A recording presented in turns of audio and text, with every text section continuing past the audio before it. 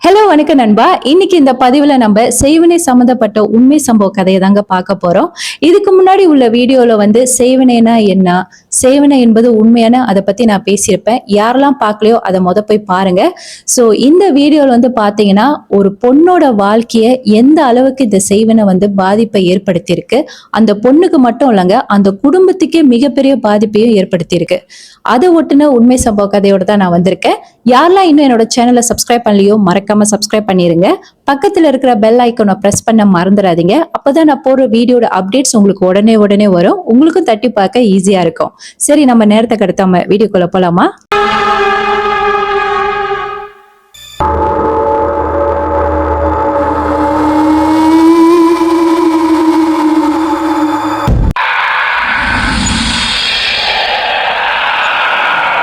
இப்பெல்லாம் பாத்தீங்கன்னா இந்த செய்வினை சம்பந்தப்பட்ட விஷயங்கள்லாம் ரொம்ப சர்வசாதமா எல்லா காதலையுமே எட்டி இருக்குதான் சொல்ல முடியும். இப்பெல்லாம் பாத்தீங்கன்னா ஒரு ஆளை பிடிக்கலன்னா எதிர்த்து நின்று முன்னுக்கு இருந்து சண்டை போடுறாங்களோ இல்லையோ, மறைஞ்சிருந்து தான் சண்டை போடுறாங்க. ஏன்னா அவங்களுக்கே தெரியக்கூடாது யாரு அவங்களுக்கு இந்த மாதிரி ஒரு விஷயத்த பண்றாங்கன்ட்டு. இப்ப அந்த மாதிரி ஒரு காலகட்டம் தான் போய்கிட்டு இருக்குங்க. கண்ணுக்கு தெரிஞ்ச எதிரியை விட கண்ணுக்கு தெரியாத எதிரிங்க தான் அதிகமா இருக்காங்க. சம்பவம் நடந்து பல வருஷம் ஆச்சுங்க. இந்த கதையில இந்த பையனுக்கும் பொண்ணுக்கும் நான் பேர் வைக்க கிடையாது. நான் பையன் பொண்ணு அந்த மாதிரி மென்ஷன் பண்றேன். ஒரு பொண்ணுங்க, அந்த பொண்ணுக்கு வயசு 18, இந்த பையனுக்கும் வயசு 18 தான். ரெண்டு பேரும் சேம் காலேஜ் தான். பாக்குறதுக்கு இந்த பொண்ணு ரொம்பவே அழகா இருக்குங்க. காலேஜ்லயே இந்த பொண்ணு தான் அழகுனே வச்சுக்கோங்களேன். அந்த அளவுக்கு அழகான வசீகரமான தோற்றமும் அந்த பொண்ணு கிட்ட இருக்கிறனால அங்க இருக்கிற பையனுங்கெல்லாம் சம்டைம்ஸ் இந்த பெட்டு கட்டுவாங்களே, நீ பாக்குறியா அந்த பொண்ணை நான் மடக்கி காட்டுறேன், நீ பாக்குறியா அந்த பொண்ணு என்ன விரும்ப வைக்கிறேன்னு, அந்த மாதிரி விஷயம் எல்லாம் காலேஜ்ல போயிட்டு இருந்திருக்கு. ஆனா இதுக்கு மத்தியில இந்த பையன் இருக்கால, அவனுக்கு இந்த பொண்ணு மேல எப்படியாச்சும் அந்த பொண்ணை நம்மள காதல் பண்ண வச்சிடணும், அந்த பொண்ணை அடைஞ்சிடணும்ன்ற வெறி அவனுக்குள்ளால அதிகமாவே இருந்திருக்கு. அந்த வெறி எந்த அளவுக்கு போயிருக்குன்னா, எனக்கு கிடைக்காதவ வேற யாருக்கும் கிடைக்க கூடாதுன்னு, எப்படியாச்சும் அந்த பொண்ணை அடைஞ்சிடணும், அந்த பொண்ணை எப்படியாவது நம்ம கல்யாணம் பண்ணிக்கணும்ன்ற அந்த எண்ணத்துல என்ன பண்ணிருக்காரு, அந்த பொண்ணு பின்னாடியே சுத்தி இருக்காரு. அந்த பொண்ணை நிறைய டிஸ்டர்ப் பண்ணிருக்காரு. லெட்டர் கொடுக்கறது, அங்கங்க போய் நிக்கிறது, அந்த பொண்ணு கிட்ட கெஞ்சிடுது, சில நேரத்துல பிளாக்மெயிலும் பண்ணிருக்காரு, நீ இல்லைன்னா நான் செத்துருவேன்னு. ஆனா அந்த பொண்ணு ஒவ்வொரு வாட்டியுமே ரொம்ப பொறுமையா எடுத்து சொல்லியிருக்கு, இங்க பாரு என்னால காதல்லாம் பண்ண முடியாது, எங்க வீட்டுல யார சொல்றாங்களோ அவங்களதான் நான் கல்யாணம் பண்ணிக்குவேன், எங்க வீட்டுல இந்த காதல் கத்திரிக்காய் இதெல்லாம் அவங்களுக்கு பிடிக்காது, அவங்களுக்கு பிடிக்காத எந்த ஒரு விஷயமும் நான் செய்ய மாட்டேன், நான் இங்க படிக்கதான் வந்திருக்கேன்னு சொல்லிட்டு எவ்வளவு வாட்டி எடுத்து சொல்லியிருக்க. ஆனா அந்த பையன் கேட்ட பாடு கிடையாது.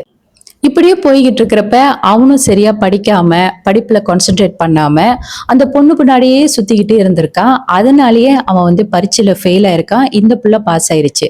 ஆனா அதை கூட அவன் கண்டுக்கல. எப்படியாச்சும் அந்த பொண்ணு நம்மள காதல் பண்ணணும்னு திரும்ப திரும்ப டிஸ்டர்ப் பண்ணிருக்கான். ஒரு கட்டத்துல அந்த பொண்ணு இவனோட டிஸ்டர்ப் தாங்க முடியாம ஓங்கி அரைஞ்சிருக்கு. ஏன்னா அந்த டைம்ல அவ ஃப்ரெண்ட்ஸ் கூட நடந்து போறப்ப இவன் பெரிய கலாட்டாவே பண்ணிருக்கான். அந்த பொண்ணை கைய பிடிச்சு நான் விட மாட்டேன், என்னை காதல் பண்ணுன்னு பைத்தியம் மாதிரி கத்திருக்கான். அந்த பொண்ணு தாங்க முடியாம அவன் கன்னத்துல அரைஞ்சிருச்சு. சோ அதனாலேயே அவனுக்கு ரொம்ப ஆத்திரம் வந்துருச்சு. ஓ, எல்லா ஃப்ரெண்ட்ஸ் முன்னாடியே என்னை அவமானப்படுத்திட்டல, எந்த அழகை வச்சு நீ ரொம்ப ஆட்டமா ஆடுறியோ, நீ பாக்குறிய அந்த அழகை நான் சதிச்சு காட்டுறேன்னு சொல்லிட்டு அவன் போயிட்டான். இவன் இந்த மாதிரி சொல்லிட்டு போனோன்னே இவங்க மனசு ஒரு மாதிரி ஆயிடுச்சுங்க. உடனே கூட இருக்கிற ஃப்ரெண்ட்ஸ் எல்லாம் ஏண்டி நீ அவனை அடிச்ச, என்னதான் இருந்தாலும் ஒரு ஆம்பளை, அவனை நீ கை நீட்டி அடிச்சிருக்க கூடாது, நீ இவ்வளவு நாள் உங்க வீட்டுல தெரியாம வச்சிருந்த, ஆனா இன்னைக்கு பாரு அவன் என்ன சொல்லிட்டு போறான்னு, பேசாம இந்த பிரச்சனை பெருசாகிறதுக்குள்ளால இன்னைக்கு என்ன நடந்துச்சோ போயிட்டு உங்க அப்பா அம்மா கிட்டயும் உங்க 2 அண்ணன் கிட்டயும் சொல்லிரு, உனக்கு ஏதாவது ஒண்ணு ஆச்சுன்னா அவங்களால தாங்கிக்க முடியாது அப்படின்னு இவங்க எல்லாம் சொல்றப்ப இவளுக்கே லைட்டா பயம் எடுக்க ஆரம்பிக்குது. ஐயோ, இவன் வேற இப்படி சொல்லிட்டு போயிட்டானே, கோவத்துல ஒருவேளை நம்மள ஏதாவது செஞ்சிருவானான்னு பயத்துலதான் இவங்க என்ன பண்ணிருக்காங்க, காலேஜ்ல நடந்த எல்லா விஷயத்துமே அவங்க அப்பா அம்மா கிட்டயும் 2 அண்ணனுங்க கிட்டயும் சொல்லியிருக்காங்க. இவங்க இந்த மாதிரி சொல்றத கேட்டு அவங்க அம்மாவுக்கே கொஞ்சம் பயம் எடுக்க ஆரம்பிச்சிருச்சு, பிள்ளை ஏதாச்சும் பண்ணிடுவானான்ட்டு. ஆனா அவங்க அப்பாவுக்கும் 2 அண்ணனுங்களுக்கும் சரியான ஆத்திரம் வெளியே காட்டிக்கல. அப்ப அவங்க அப்பா என்ன சொன்னாருன்னா, நீ ஏன் பாப்பா பயப்படுற, படிக்கிற வயசுல இதெல்லாம் சகஜம், இதெல்லாம் ஒரு சின்ன பிரச்சனை தான், பெரிய பிரச்சனை எல்லாம் கிடையாது, நீ எதுவும் நினைச்சு பயப்படாத, இதோ பாரு அண்ணனுங்க 2 பேர் இருக்காங்க, உனக்கு ஏதாவது ஒண்ணு ஆச்சுன்னா அவனுங்க விடுவானுங்களா, நீ என்ன பண்ண, அவனுங்க யாருன்னு உங்க அண்ணனுங்க கிட்ட காட்டு, உங்க அண்ணனுக்கு போயிட்டு அவங்க கிட்ட நல்லபடி பேசி இந்த பிரச்சனை ஸ்மூத்தா முடிச்சுக்கலாம், ஏன்னா என்னதான் இருந்தாலும் நீ அவனை கை நீட்டி அடிச்சிருக்க வர, கண்டிப்பா அவனுக்கு கோவம் இருக்கும். உங்க அண்ணனுங்க எப்படியோ அவனை பேசி சமாதானப்படுத்திடுவாங்க. நீ எதை நினைச்சும் பயப்பட வேண்டாம். நீ நிம்மதியா காலேஜுக்கு போயிட்டு வா. அப்பயும் உனக்கு பயமா இருந்துச்சுன்னா நான் மூத்தவனை என்ன பண்றேன், உன்னை காலேஜ்ல கொண்டு போய் விட சொல்லிட்டு கொண்டு வந்து விட சொல்றேன், சரியா அப்படின்னு சொல்லி அவங்க அப்பா சொல்றப்ப வந்து அப்பதான் அவங்களுக்கே கொஞ்சம் ரிலீஃபா இருந்திருக்கு. அந்த இன்சிடென்ட்க்கு அப்புறம் அந்த பையனை அதோட அவங்க பார்க்கவே இல்லையாங்க. அவங்க அண்ணனுங்களும் காலேஜ்ல விடுறப்பலாம் கேட்பாங்களா, இன்னைக்கு அந்த பையன் வந்தானான்ட்டு. இல்லைண்ணே, அந்த பையனை காணோம். அன்னைக்கு சண்டை போட்டதோட கடைசியா அதோட அந்த பையனை வந்து பார்க்கவே முடியறது இல்ல. காலேஜுக்கும் வந்து கிட்டத்தட்ட 2 வாரம் ஆச்சுன்னா அந்த பொண்ணு சொல்லியிருக்கு. அப்புறம் இப்படியே போய்கிட்டு இருக்குங்க. 2 வாரம், 1 மாசம் இருக்கு, 1 மாசம், 2 மாசம் இருக்கு. இப்படியே 6 மாசம் முடிஞ்சிருச்சுங்க. 6 மாசம் முடிஞ்சு அதுக்கப்புறம் காலேஜும் அவங்க படிச்சு முடிச்சுட்டாங்க. அந்த பையனை அவங்க கடைசி வரைக்கும் பார்க்கவே இல்ல. அப்பப்ப இவங்களுக்கு தோணுமா, என்னடா இது, அந்த பையன் அன்னைக்கு சண்டை போட்டுட்டு போனானே, அதோட என்னாச்சு ஏதாச்சுன்னு தெரியலையே, ஒருவேளை ஏதாச்சும் பண்ணிக்கிட்டானா. சம்டைம்ஸ் அவங்களுக்கு அப்படி ஒரு யோசனை கூட வந்திருக்கு. அப்ப ஃப்ரெண்ட்ஸ் சர்க்கிள்லாம் விசாரிச்சு பார்த்திருக்காங்க. அவனை பத்தின எந்த ஒரு விவரமும் தெரியல. இப்படியே நாட்கள் செல்ல செல்ல கிட்டத்தட்ட 5 வருஷம் ஆச்சுங்க. இந்த 5 வருஷத்துல எந்த ஒரு பிரச்சனையும் இல்ல. அவங்க வாழ்க்கை நல்லா ஸ்மூத்தா தான் போய்கிட்டு இருந்துச்சு. வேலை, வீடு, ஃபேமிலி இப்படிதான் அவங்க வாழ்க்கை 5 வருஷமா இருந்துச்சு. அதுக்கப்புறம் இவங்களுக்கு மாப்பிள்ளை பார்க்கணும்னு அவங்க அப்பா அம்மாவுக்கு தோண ஆரம்பிச்சிருக்கு. ஏன்னா அப்ப அவங்களுக்கு வயசு வந்து 26 ஆயிருச்சு. இதுதான் சரியான டைம்னு சொல்லிட்டு 4-5 இடத்துல மாப்பிள்ளை இருக்கான்னு விசாரிச்சு பாத்துக்கிட்டு இருந்தாங்க. பொண்ணுக்கு நல்ல சம்பந்தம் கிடைக்கணும்னு சொல்லிட்டு கிட்டத்தட்ட ஒரு 4 மாசமா தேடி கடைசியில ஒரு வரன் அமைஞ்சது. அந்த வரன் வந்து வீட்டுல இருக்கிற எல்லாருக்கும் அந்த பொண்ணுக்கும் ரொம்ப பிடிச்சிருந்தது. இந்த பொண்ணு வந்து நம்மளுக்கு கல்யாணம் நடக்க போகுது, நம்ம வாழ்க்கைய அடுத்த கட்டத்தை நோக்கி போக போகுது, இன்னும் சந்தோஷமா வாழ போறோம்னு பல கனவுகள் இந்த பொண்ணோட மனசுல வந்து எழும்ப ஆரம்பிச்சுது. ஆனா அவங்களுக்கு தெரியாது அந்த கனவு பலிக்காம போகுதுன்ட்டு. என்ன ஆச்சுன்னு பாத்தீங்கன்னா, இவங்க எல்லாம் பொண்ணு பார்க்க வந்திருக்காங்க. பொண்ணு பார்த்து எல்லாருக்கும் பிடிச்சு போயிருக்கு. அதுக்கப்புறம் நிச்சயம் பண்ணிருக்காங்க. நிச்சயம் பண்ணி 4 மாசத்துல கல்யாணமும் இவங்களுக்கு பிக்ஸ் பண்ணிருக்காங்க. அதுக்கப்புறம் பாத்தீங்கன்னா கொஞ்ச நாளைக்கு எல்லாமே ஸ்மூத்தா தான் போயிட்டு இருந்திருக்கு. ஆனா திடீர்னு ஒரு நாள் இவங்க என்ன ஒரு விஷயத்த நோட்டீஸ் பண்ண ஆரம்பிக்கிறாங்கன்னா, இவங்க உடம்புல அங்கங்க ரேஷஸா வரத வந்து பார்க்க ஆரம்பிக்கிறாங்க. அவங்க அந்த ரேஷஸா இருக்கிற இடத்துல வந்து சொரிஞ்சு பாக்குறப்போ அவங்களுக்கு அங்கிருந்து ரத்தமா வர ஆரம்பிச்சிருக்கு. இவங்க ஸ்கின் சம்பந்தப்பட்ட ஏதாவது அலர்ஜியா இருக்குமோ நினைச்சிட்டு கிளினிக்ல போய் மருந்து வாங்கி போட்டிருக்காங்க. ஆனா சரியாகல. அப்புறம் பார்த்தா அந்த ரேஷஸ் வந்து கை கால்ல இருந்தது, உடம்பு ஃபுல்லா பரவி முகம் வரைக்கும் வர ஆரம்பிச்சிருச்சு.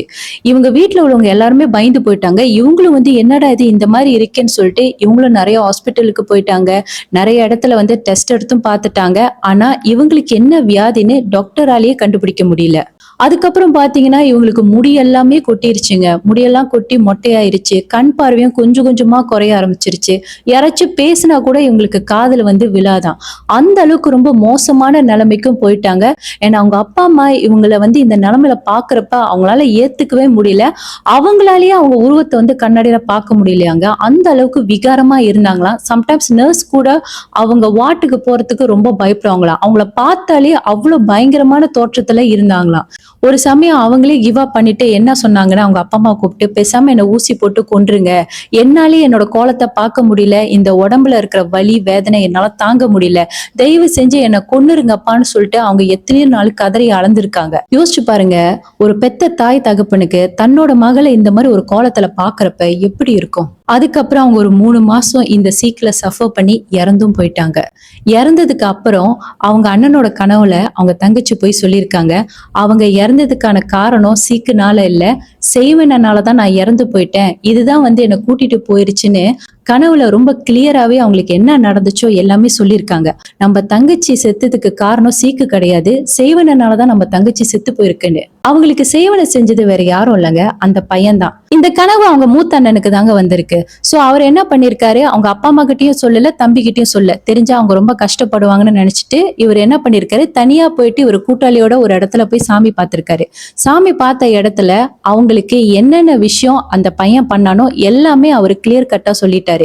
அவங்களோட முடி, கால் பாத மண்ணு, படம் இதெல்லாம் எடுத்துட்டு போய் தான் அந்த பையன் செய்வனை செஞ்சிருக்கான்னு. என் தங்கச்சி இந்த மாதிரி பண்ணவனை வந்து சும்மா விடக்கூடாது, அவனுக்கு ஏதாவது ஒண்ணு செய்யணும்னு அவங்க அண்ணன் அந்த சாமி கிட்ட கேக்குறப்ப அப்ப அந்த சாமியார் என்ன சொன்னாருன்னா, நீ எதுவும் செய்ய வேண்டாப்பா, நிச்சயமா அவன் செஞ்ச தப்புக்கான பலனை அவன் அனுபவிப்பான், உன் தங்கச்சி அவனை சும்மா விடாது, நீ கவலைப்படாத, எதுவா இருந்தாலும் இந்த ஆத்தா கிட்ட நீ நல்லா வேண்டிட்டு போன்னு அவர் அந்த மாதிரி சொன்னதுக்கு அப்புறம் இவரும் எதுவுமே பேசாம அந்த இடத்த விட்டு வந்துட்டாரு. சோ இந்த ஸ்டோரி அவ்வளவுதான் கைஸ். இந்த கதையை அவங்க அண்ணன் இவ்வளவுதான் என்கிட்ட சொன்னாரு. அவர் என்ன சொன்னாரோ அதை தான் நானும் உங்ககிட்ட வந்து ஷேர் பண்ணியிருக்கேன். இதுல இருந்து நீங்க என்ன ஒரு விஷயம் தெரிஞ்சுக்கணும்னா, செய்வன வந்து எல்லாத்துக்குமே முடிவு கிடையாது. இந்த மாதிரி பண்றனால ஒரு ஆளுக்கு மட்டும் இல்ல, அந்த குடும்பத்துக்கே அது மிகப்பெரிய இழப்பு. அது மட்டும் இல்ல, நம்ம யாருக்காச்சும் செய்வனன்னு ஒண்ணு செய்றோம்னா, நிச்சயமா ஒரு நாள்ல ஒரு நாள் அது நமக்கே திரும்பும்.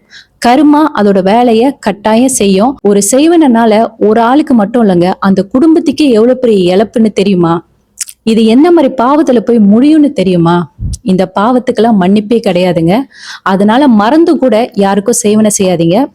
உங்களுக்கு இந்த வீடியோ கண்டிப்பா புடிச்சிருக்கும்னு நான் நம்புறேன். இதே மாரி அடுத்தடுத்த உண்மை சம்பவ கதையோட உங்கள நான் வந்து சந்திக்கிறேன். நான் உங்கள் ராம்பிரியா. ஜெய் ஸ்ரீராம், ஜெய் ஹனுமான்.